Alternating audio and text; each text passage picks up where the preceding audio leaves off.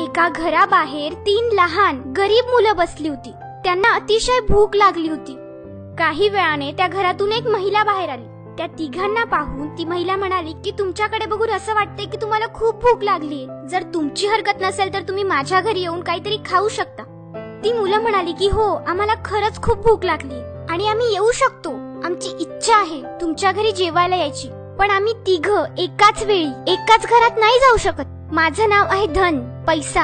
हा जो माझ्या बाजूला दुसरा मुलगा बसलाय त्याचं नाव आहे सफलता, सक्सेस. आणि हा जो तिसरा मुलगा आहे ना त्याचं नाव आहे प्रेम, लव. तर तुम्ही आमच्या तिघांमधून कोणाला तरी एकालाच तुमच्या घरी घेऊन जाऊ शकता. बाकीचे 2 जण बाहेरच राहतील. आता तुमची मर्जी आहे की तुम्हाला कोणाला घेऊन जायचंय ते. हे ऐकून ती महिला म्हणाली की मी माझ्या कुटुंबासोबत चर्चा करते आणि मग तुम्हाला सांगते.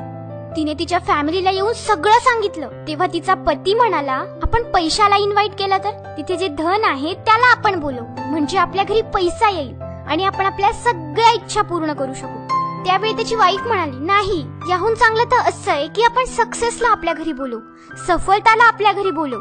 कारण जिथे सक्सेस आहे, जिथे सफलता आहे, तिथे पैसा आपोआपच येतो ना. त्या दोघांचा हा संवाद चालू असताना शेजारी त्यांची एक छोटी मुलगी बसली होती. ती बोलली की आपण प्रेमाला इन्व्हाइट करूया. जर आपल्या घरी प्रेम येईल तर आपल्या घरात आनंद आपोआपच येऊन जाईल. त्या मुलीचं म्हणणं त्या दोघांनाही पटलं. मग ती महिला बाहेर गेली आणि तिने सांगितलं की मी प्रेमाला इन्व्हाइट करायला आली, मी प्रेमाला घेऊन जायला आली. आणि जसंही प्रेम त्या महिलाच्या मागे मागे तिच्या घरात जायला लागलं तर सफलता आणि धनही त्याच्या मागे मागे जायला लागलं. त्यावेळी त्या महिलेने विचारलं की तुम्ही तर बोलले होते की तुम्ही तिघं एकसाथ नाही येत आणि मी तर फक्त प्रेमाला बोलवलंय, मग ते कसं काय येत आहे?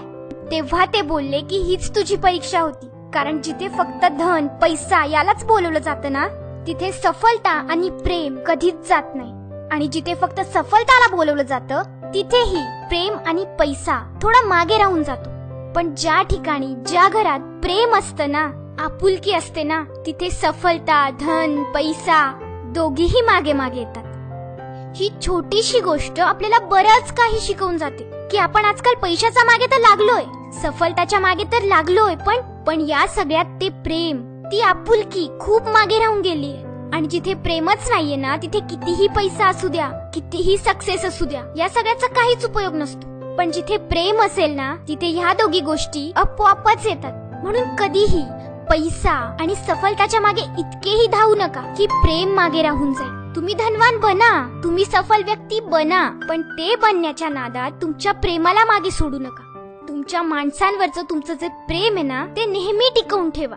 आपण बऱ्याच फॅमिलीमध्ये बघतो, बऱ्याच जणांना बघतो की त्यांच्याकडे प्रचंड पैसा असतो, पण ना ते एकमेकांशी नीट बोलतात, ना एकमेकांशी नीट वागतात. मग काय फायदा त्या पैशांचा? सांगा ना, काय फायदा? कशासाठी कमवतो आपण पैसा? आनंदासाठी. पण आपण पैसा कमवण्यात इतके गुंतून जातो की आपण विसरूनच जातो की आपला खरा आनंद काय. खरा आनंद तर आपल्या फॅमिली सोबत प्रेमाने राहण्यातच आहे. म्हणून कधीही सफलता आणि धनाच्या मागे इतकंही लागू नका की तुमचं प्रेम मागे राहून जाईल.